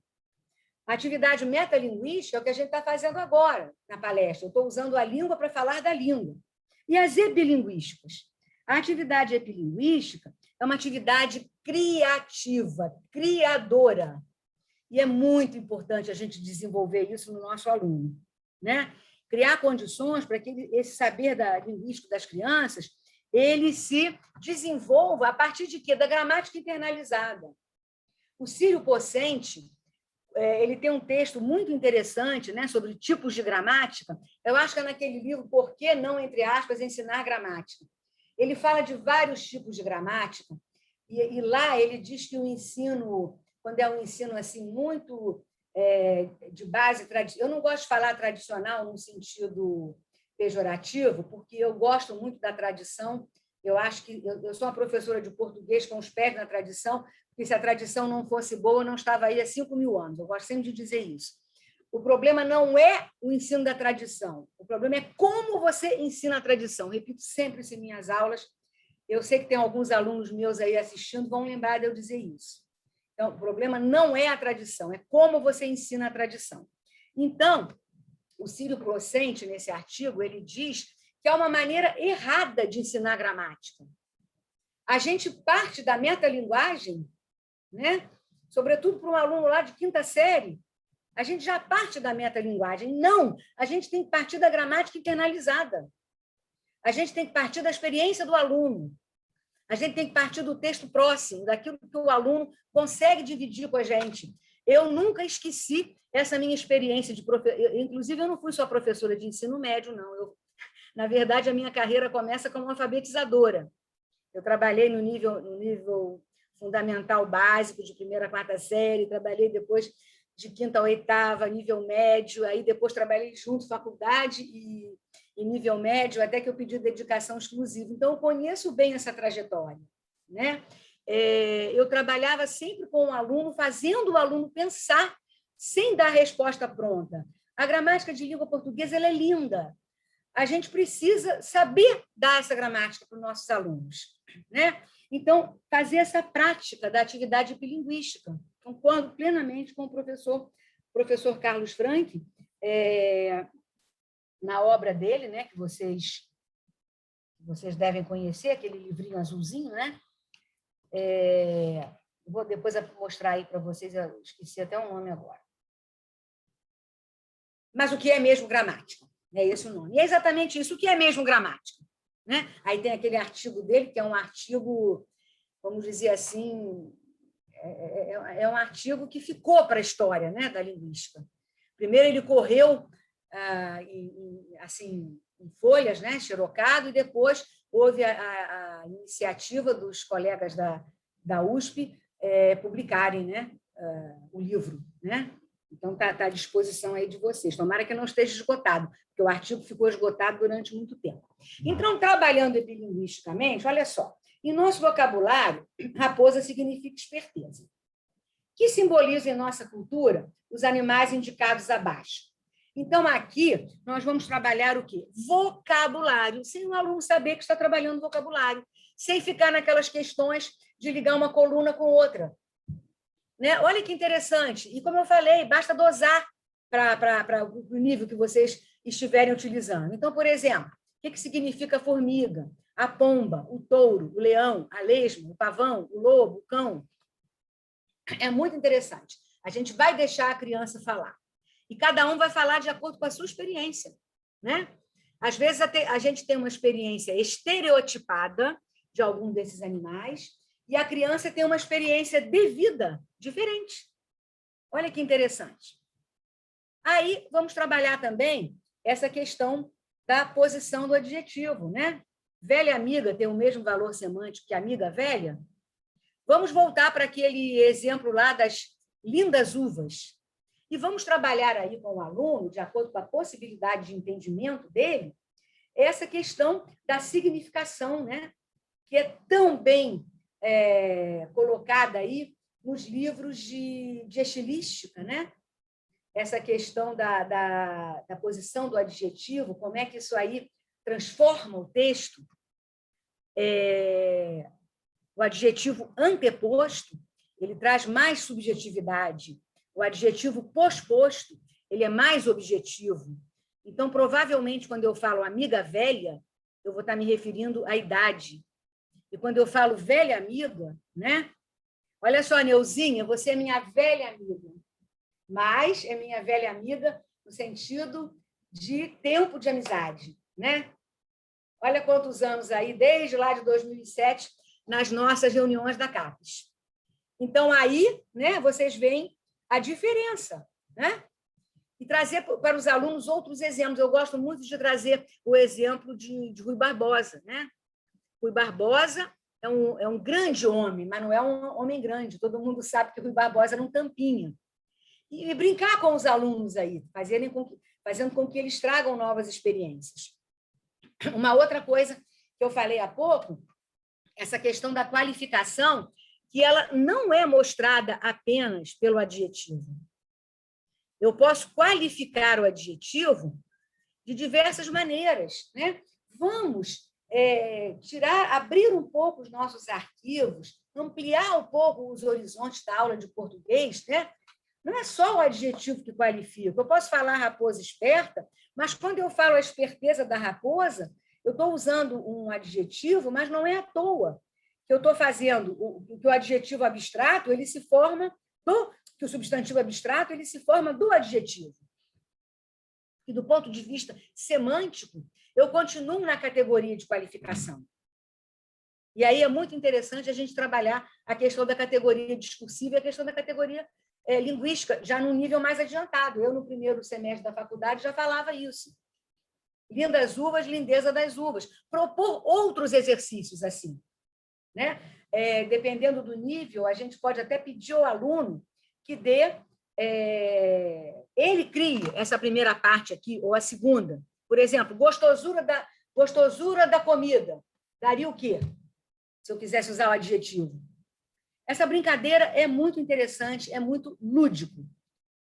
Bem, e aí eu venho para a questão do ciclone-bomba e do bomba-ciclone, e eu peço licença ao meu grande amigo também do coração, o Cláudio César Henriques, né? Para quem eu tive a honra de fazer o prefácio desse livro dele de sintaxe, né? De tanto que eu uso nas minhas aulas de sintaxe na UF, e esses exemplos aí são dele, né? Não poderiam deixar de ser, dado o bom humor dos exemplos, né? Falando dessa questão da permeabilidade funcional. Eu aconselho também a leitura desse livro do Cláudio, né? É um livro muito bom para o professor de português, porque ele traz exercícios com respostas. É uma gramática, não deixa de ser, mas tem a resposta. Então, a gente tem um ponto de ancoragem. Então, aí a permeabilidade funcional, né? Ciclone-bomba ou bomba-ciclone. Pode também existir. Reparem que a mudança aí vai trazer também a questão da classe gramatical diferente. Não esqueça que nós estamos trabalhando com a classe dos nominais. Aí diz o seguinte, ele dá o exercício para que o aluno, nesse exercício, o aluno tem que dizer o que cada uma dessas expressões significa. É melhor ter um cachorro amigo do que um amigo cachorro. Bom, eu até já falei para ele pessoalmente que eu discordo plenamente dessa opção aqui. Eu discordo das pessoas que falam do cachorro com a qualificação negativa, né? Eu sou uma amante de cachorros, tenho vários, já tive, apaixonada. Então, o cachorro é o nosso melhor amigo, às vezes muito melhor que o ser humano. Então, amigo cachorro, para mim, só funciona se as pessoas tirarem a conotação negativa e puserem a positiva. Amigo cachorro quer dizer máximo, melhor coisa do mundo. Mas vocês percebem aqui a diferença, né? O outro exemplo. Em nossa igreja, os fiéis colaboradores recebem pão e sopa. A gente tem que ler os pares. Em nossa repartição, todos somos fiéis colaboradores que pensamos no bem comum. Então, reparem, né, que vocês veem a posição do adjetivo e do substantivo aqui dando sentidos completamente diferentes. Essa última aqui é muito engraçada. Senão não seria do Cláudio. Esses livros fazem referência aos velhos conquistadores de nossa história.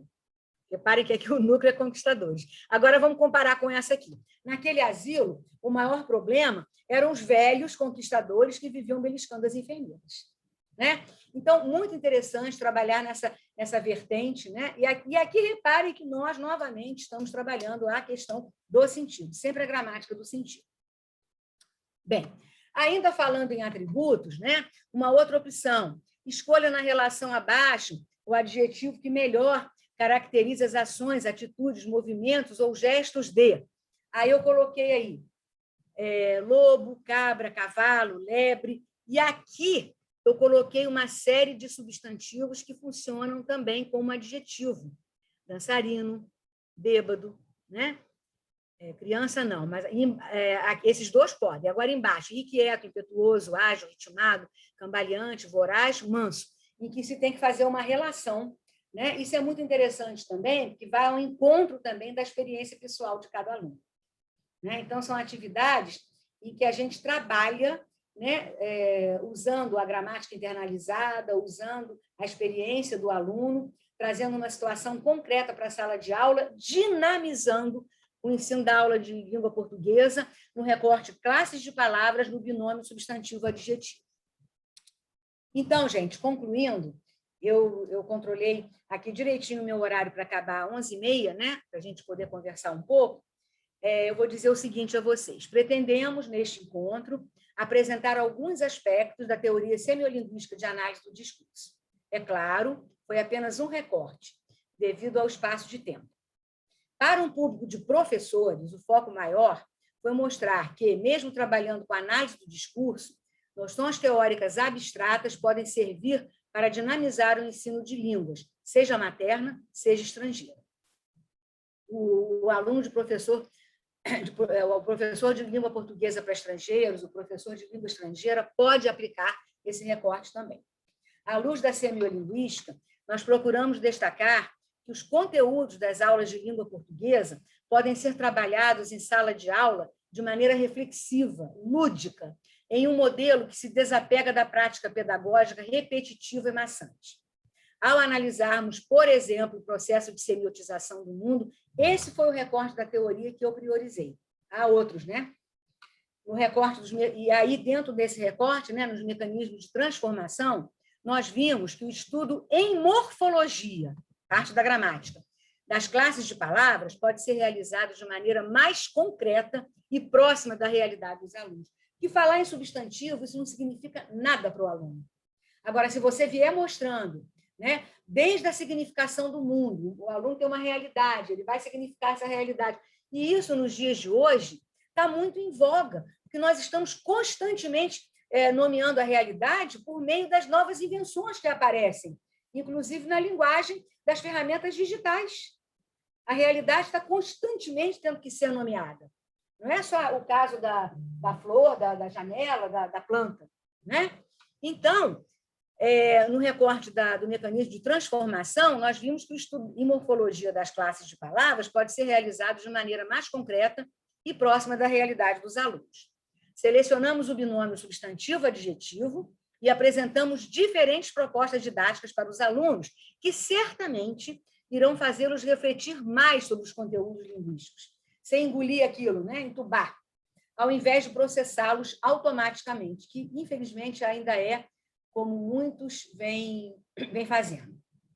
Ao possibilitar a articulação das categorias da língua às categorias do discurso, a semiolinguística promove uma proposta real do ensino de língua, ancorada principalmente em uma gramática de sentido, oferecendo a alunos e a professores uma troca interativa, processo de transação profícua e verdadeira. É esse que é o encantamento da teoria semiolinguística para todo mundo que começa a trabalhar com ela. Ela não é apenas uma teoria de análise do discurso, ela é uma teoria de análise do discurso que afeta, né? Que afeta patenicamente, vamos dizer assim, o professor de língua portuguesa. Tá? Então, eu espero, né, de alguma forma, ter podido trazer uma contribuição para vocês. Muito obrigada, eu agora queria ouvir vocês. Então, professora Rosane, em primeiro lugar, a gente agradece imensamente a sua presença aqui. Antes ainda de passar para o pessoal, eu estou muito feliz de ter encontrado aqui o Ronaldo, né, porque você trouxe uns grandes amigos. O Fábio eu tive na banca de concurso do Fábio, e ele, daí para frente, virou um meu amigo. A gente nem se fala muito, mas ele é meu amigo. E outras pessoas que eu estou muito contente de ver aqui, além de todos os meninos do grupo, o Felipe Neves, por exemplo, que é aluno, está aqui, e muitas outras pessoas que eu agradeço a presença e que vieram aqui justamente para ouvir a professora Rosane, que teve uma palestra muito interessante para nós, de muito proveito. E eu queria saber se você já tem alguma pergunta para ela, e ela traz aqui para nós uma possibilidade de usar o Charrodot de uma forma bem didática para primeiro e segundo graus, inclusive para a universidade, né? Porque a gente também pode usar isso em aulas de língua portuguesa em primeiro semestre, com certeza. E eu, então, queria saber se vocês têm alguma pergunta para ela. Neuzinha, eu tenho. Diga, meu bem, Neuzinha, diga lá. só um instantinho, eu esqueci de colocar as referências bibliográficas, eu apaguei antes. Depois, se você quiser, eu coloco no final. Isso, porque você citou, inclusive, alguns livros para os meninos buscarem, se quiserem. Eu vou colocar, peraí, deixa eu colocar aqui. Tá bom, eu vou abrir pode peraí. pôr. Vamos lá. É, porque eu esqueci. O povo tira foto, pessoal. Peraí um instantinho. Eu vou minimizar aqui.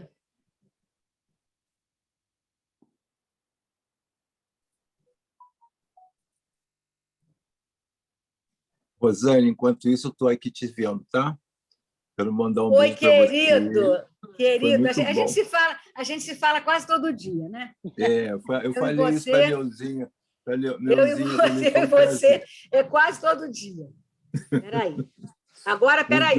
Olha, deixa eu falar uma coisa para vocês. Bom, mais um dia. Vocês estão vendo? Não, né? Não, estão vendo as referências? Não, querida, não compartilhou. Peraí. Não, agora o problema aqui é o seguinte, é que a minha filha, ela viu que eu estava direitinho, ela foi para a casa dela. Entenderam? Esse aqui é o problema. Deixa eu botar aqui agora, peraí. Vou aumentar e vou compartilhar. Agora, vamos ver se vai. Ui! Foi? Foi, gente? Foi sim. Tá. Olha lá, pessoal, bate uma foto. Que é aquilo que eu falei para vocês. Eu tenho que pedir ajuda Eu peço ajuda aos universitários, que no caso aqui é minha filha. Não, uma coisa de responsabilidade assim. Porque quando a gente está na ferramenta que é a aula de aluno, a gente faz as bobagens às vezes, e os alunos mesmo consertam para a gente, que eles ficam ajudando, né?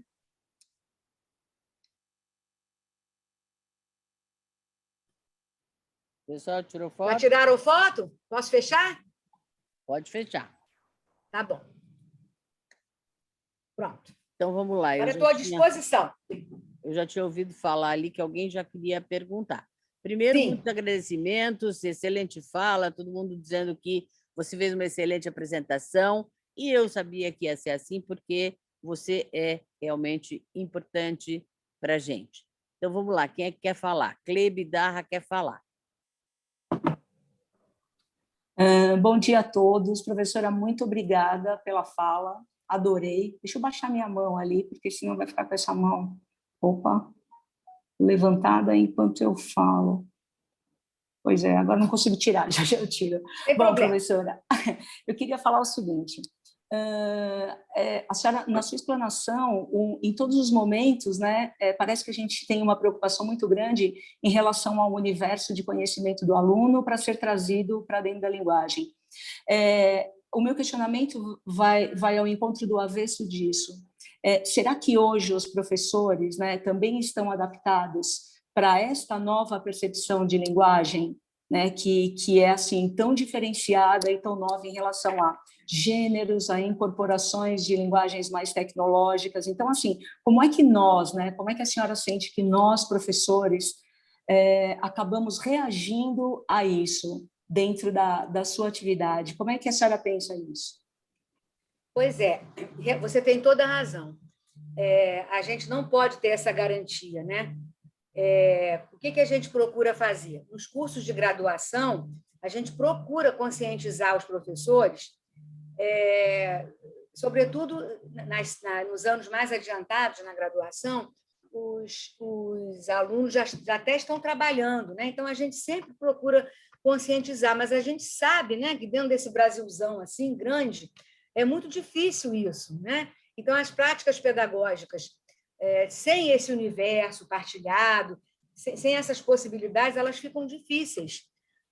Eu sempre falo para meus orientandos, né, e para os alunos, que é sempre bom procurar uma especialização, uma atualização, né? Nas várias capitais do Brasil, as cidades importantes, sempre há uma atualização, procurando quem trabalha com isso, quem trabalha nesse recorte. Não adianta você procurar. Eu acho assim, no meu caso, sabe, eu nunca perdi de vista a minha função de professora. Então, eu estou sempre antenada, assim, procurando ver o outro lado, como é que o aluno vai ver isso, se vai ser fácil, se vai ser difícil, qual é o background que eu tenho que oferecer, mas é muito difícil, até porque a gente sabe também que os professores, para poderem sobreviver, trabalham em várias escolas, né, ao mesmo tempo, então, às vezes, nem tem esse tempo, e às vezes é muito mais cômodo pegar o livro do professor lá e seguir o que está ali. Né? Mas, assim, eu acho que se a gente consegue fazer isso, é um avanço muito grande. E, olha, eu vou dizer a você uma experiência assim, pessoal que eu tenho. Quando você olha para a carinha do aluno e você vê aquele insight que ele dá, assim, aquela carinha do insight, que ele percebeu aquilo que ele assimilou, olha, eu acho que é uma das sensações assim, mais felizes para mim é essa. Sabe? De você poder trazer isso para um aluno. Né? O aluno ficar na mesma sintonia. Então, eu acho que o professor tem que partir dele, né? Procurar, olha, será que eu estou, mesmo com a minha rotina diária, né? tão exaustiva, será que eu também não posso procurar ler mais alguma coisa? Hoje em dia, com a questão da internet, é tão fácil, às vezes, você entrar em contato com o professor. Por exemplo, o meu WhatsApp ele não é bloqueado. Se alguém quiser conversar comigo, vai conversar. Eu recebo, às vezes, né? Perguntas. E aí eu vou, aconselho uma leitura aqui, outra ali. O que não pode é a gente se fechar, né, em nós mesmos sob esse pretexto. Que aí o aluno é que vai sofrer. Obrigada, querida. Mais alguém, gente, quer falar? Marcelo? Eu quero. Fala, meu querido, fale. Primeiro, professora Rosane, primeiro vou começar agradecendo a sua palestra. A senhora não deve saber, mas eu mesmo estou no doutorado com a Neuzinha agora, estudo discurso da inovação na escola, e recentemente, sem saber que a senhora está aqui com a gente, eu li um texto seu que me ajudou muito a compreender alguns achados do Charles Redot, que é As Faces no Espelho, Seleção Lexical. Eu trabalho com essa representação social da inovação para os sujeitos na escola, né? O que é inovação para esses sujeitos e, a partir dessa representação, o que eles fazem com isso, né? O que é feito. E daí, hoje você trabalhou um pouco essa parte mais pedagógica, né? De como a gente pode, como professor na escola, aplicar. essas categorias discursivas. E eu fiquei aqui pensando, né, hoje você deu esse enfoque até por uma limitação de tempo nos adjetivos, como que você vê, eu sei que o Marcuse já falava muito disso, né, de gêneros emergentes, como que você vê a possibilidade, professora, do ensino, dessas relações interdiscursivas por meio dos gêneros digitais, como memes? Você acredita que isso possa, de alguma forma, fazer uma reflexão discursiva para o aluno, principalmente do ensino médio? Eu digo isso porque na escola, da onde eu falo, toda vez que a gente propõe, vamos discutir memes, vamos discutir o Twitter, o Instagram, e a partir daí trabalhar, né, os seres, os atributos, os processos, ainda tem um preconceito muito grande de que isso não é texto, né? Isso é tipo, isso aqui é brincadeira. Eu queria te ouvir um pouquinho sobre isso, professor. Olha, eu adorei a sua pergunta. Muito obrigada por você ter feito essa pergunta. E você vai me dar a oportunidade de falar uma coisa aqui. Essa questão do preconceito é muito séria. Marcelo, é muito séria essa questão. Se fala muito em preconceito linguístico, né? Mas esse preconceito, em muitas escolas, e às vezes os professores se veem muito pressionados até pelos pais dos alunos. Olha o que meu filho está estudando. Eu acompanho isso de perto, né? Porque eu vejo isso nas mestrandas, nas orientandas, nós todos do nosso grupo de semiolinguística, e a gente exatamente procura desmistificar isso. A professora Patrícia Ribeiro, que trabalha conosco lá na UF, ela tem um trabalho muito interessante sobre essa questão dos memes. Já escrevemos até artigos sobre isso. Eu não sei, Patrícia, se você tiver... Eu acho que você está aí também, me ajuda aí. E nós levamos isso para a sala de aula. Inclusive, nós estamos, o nosso grupo de semiolinguística, eu vou fazer até uma propaganda aqui, nós estamos para lançar pela Contexto um livro, Semiolinguística em Sala de Aula, em que nós vamos, a cada capítulo, pontuando os aspectos da semiolinguística com essa aplicação pedagógica, e esse livro nada mais é do que um curso de extensão que foi dado primeiro presencialmente, e o ano passado foi dado online, nós já estávamos na pandemia, e nós trabalhamos todos esses conteúdos. E eu me lembro que a Patrícia ela trabalhou com essa questão desses gêneros. Ela trabalha muito com a reformulação e vendo no gênero textual memes. Agora, é uma questão que eu diria a você que a gente deve continuar insistindo e levando esses diretores de escola, esses coordenadores, esses pais, a perceber que o conceito de texto, desde que a linguística textual foi introduzida no Brasil por Marcuse e a professora Inguedor, nos anos 1980, Marcuse, com aquele livro dele, né, célebre, Linguística Textual, o que é e como se faz, se ampliou o conceito de texto. Né? Então, as pessoas que pensam assim, pensam antigo. O professor José Luiz Fiorin também, um livro dele que eu amo, que é usado até no segundo grau, para entender o texto, ele mostra que até uma partitura musical é um texto. Ele já vai entrar pelo ramo da semiótica, né? Porque o professor Fiorin, a professora Diana Luz, eles são lá na USP, e agora a Diana também está até na Mackenzie, né, Neuzinho? Eles trabalham com a semiótica. Mas o professor Fiorin ele é um que diz que o conceito de texto ele se abriu. Então, ele nesse livro, ele dá um exemplo do... valeria até a pena mostrar para um pai de aluno, né? O Fiorin é uma autoridade, né? Nacional e internacional. Mostrar isso.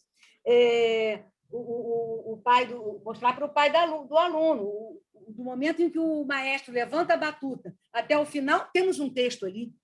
Um filme. Do momento em que começa o filme e aparece lá o The End, outro texto. Fiorin fala isso textualmente lá, nesse livro dele. Deixa eu ver até se eu estou com esse livro aqui. Gente, eu quando dou aula, eu sou assim, sabe? Essas aulas na internet estão maravilhosas, porque eu vou lá atrás, pego meus livros, é esse aqui, ó. Não sei se vocês estão vendo. Sim, sim. Fiorim. Gente, esse livro de Fiorim, para vocês trabalharem no nível médio, é maravilhoso. E aqui, nesse livro, textualmente, ele fala isso que eu estou dizendo, sobre a ampliação do conceito de texto. Então, é pensar muito... Oi, Bia. Beatriz, eu coloquei no chat o link do texto Mimimi de Mulher em Memes no chat para quem quiser acessar, da revista Gragoatala da UF. Ah, tá. Marcelo. Muito obrigada. Muito obrigada. Aí é mais uma sugestão de leitura para vocês. Beatriz Feres é colega nossa da UF e é coordenadora do nosso grupo de pesquisa lá. Está nos assistindo aqui também. E grande amiga minha pessoal. Olha, Beatriz foi a minha primeira orientanda de doutorado. Então, é aquele carinho assim... Neuzinha sabe o que é isso, né, Neuzinha? Sabemos todos. É isso a primeira orientanda de doutorado não é igual ao primeiro sutiã? É igual a primeira tudo, é igual ao primeiro tudo. É a primeira, mas você né? sabe então, que tem os últimos também que são ótimos, porque tem uns aqui que tem uns últimos que também são ótimos, que estão em processo, mas que são fantásticos. O Rosane, vou dizer uma coisa, nós temos só... os outros que não fiquem ciumados, hein? São todos, eu não falo, por isso que eu não falei os orientandos são todos maravilhosos. Por isso que eu não falei nome, né? É isso. Então, vamos lá. Ela apareceu aqui, eu tive que falar. Quem que apareceu? A Beatriz. A Beatriz, claro. Mas veja, eu tive que falar. Nós temos só 10 minutinhos, mas eu queria colocar uma coisinha, Rosane. Você já viu aquele livro do Irineu? Ele chama Lucineudo mesmo, Irineu e a Marta Mendes. Eles também têm um trabalho muito interessante, que eles estão trabalhando justamente com análise de discurso no ensino de língua portuguesa.